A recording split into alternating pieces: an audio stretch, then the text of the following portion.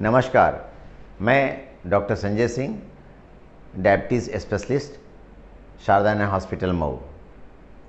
आजकल बहुत से लोग ये चर्चा करते हैं कि शुगर कैसे हो जाता है, क्यों हो रहा है, किन लोगों को हो रहा है। ये बहुत कॉमन चर्चा आजकल हो रही है।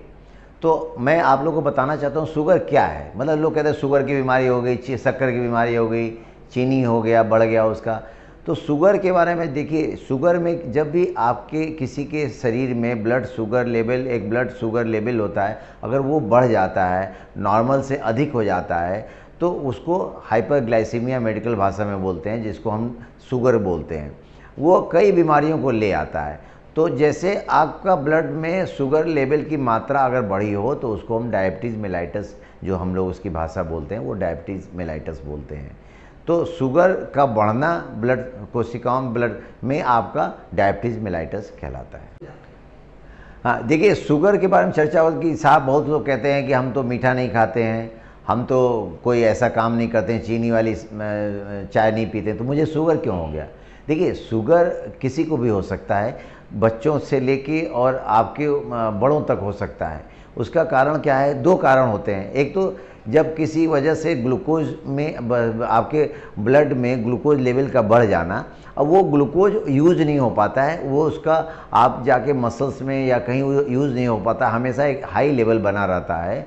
चाहे वो इंसुलिन रेजिस्टेंट हो जाए, चाहे इंसुलिन का सिक्रेशन कम हो जाए, तो वो टाइप 2 डायबिटीज़ कहते हैं हम लोग जिसको, कि जो कि अक्सर 30-40 के बाद होती है और लेट स्टेज में होती है। जो बच्चों में होता है जिसको टाइप 1 डायबिटीज़ कहते हैं, उसमें इंसुलिन की मात्रा बनती ही नहीं है, वो इंसुलिन डिपेंडेंट उसको डायबिटीज़ बोलते हैं हम लोग। जब इंसुलिन नहीं बनता है तो उसको बाहर से बच्चों में इंसुलिन की देना पड़ता है, तो उसको हम लोग टाइप 1 डायबिटीज़ कहते हैं। तो दो तरह का शुगर होता है, पहला टाइप 2 डायबिटीज़ मेलाइटस, दूसरा टाइप 1 डायबिटीज़ मेलाइटस।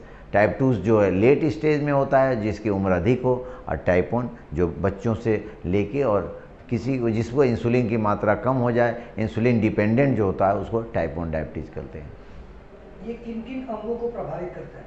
हाँ, देखिए अब जिसे लोग कहते हैं साहब मुझे बहुत दिनों से शुगर है और मुझे कोई दिक्कत नहीं होती है, तो ऐसे लोगों को देखो ये सतर्क होने की ज़रूरत है। अगर आपका शुगर लेवल बहुत हाई है और आप कह रहे हैं मुझे कोई दिक्कत नहीं होती, तो आपको मैं बता दूं कि आपके सर से लेके और पैर तक ऐसा कोई अंग नहीं है जो शुगर से प्रभावित ना हो। आप देखिए, उदाहरण के लिए मैं बताऊं, जैसे दिमाग में क्या है, स्ट्रोक हो सकता है, पैरालिसिस होती है, वहाँ का ब्लड सर्कुलेशन रुक सकता है, ट्रांजिएंट इस्केमिक अटैक बोलते हैं, वो हो सकता है ब्रेन में।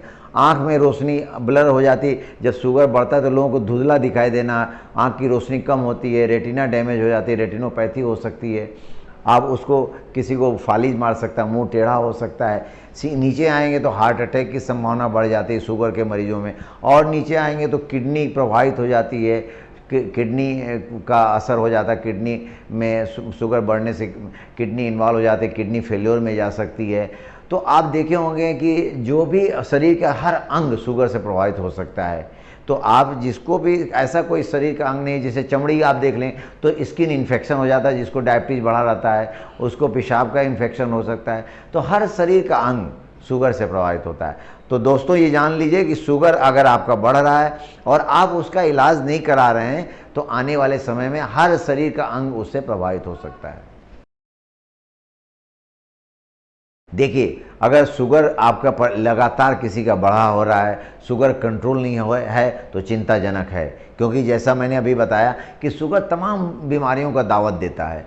तो अगर शुगर आपका बहुत अधिक हाई है, किसी का 400-500 है और कह रहा है कि साहब मुझे कोई तकलीफ़ नहीं है, तो वो उसको डर है कि कभी भी उसको स्ट्रोक हो सकता है, कभी भी हार्ट की प्रॉब्लम हो सकती है, कभी भी किडनी फेलियर हो सकता है, तो ये सब होने की संभावना बढ़ जाती है। तो अगर शुगर बढ़ा हुआ है तो चिंताजनक है। आप तुरंत शुगर की दवा लें, शुगर की जांच कराएं और रेगुलर जांच कराते रहें, और तब जाके शुगर कंट्रोल हो सकता है। शुगर में क्या खाएं? देखिए, बहुत से लोग कहते हैं साहब शुगर में आपकी जो कैलोरी होती, खाने पीने की जो आपका डाइट हैबिट होती है, बहुत इंपॉर्टेंट होती है। जैसे हम डाइट उतनी लें जितना हमको कैलोरी बर्न करनी है। तो एक आम व्यक्ति को खाने के लिए 1200 से 1400 कैलोरी की ज़रूरत होती है। तो उसको अगर आपके खाने पीने में आप निश्चित कर लीजिए। अगर मैं आपको मोटा मोटा बताऊं कि आप खाने की मात्रा जितना कम रखेंगे, जितना कम खाएंगे, शुगर के लिए उतना फ़ायदेमंद रहेगा।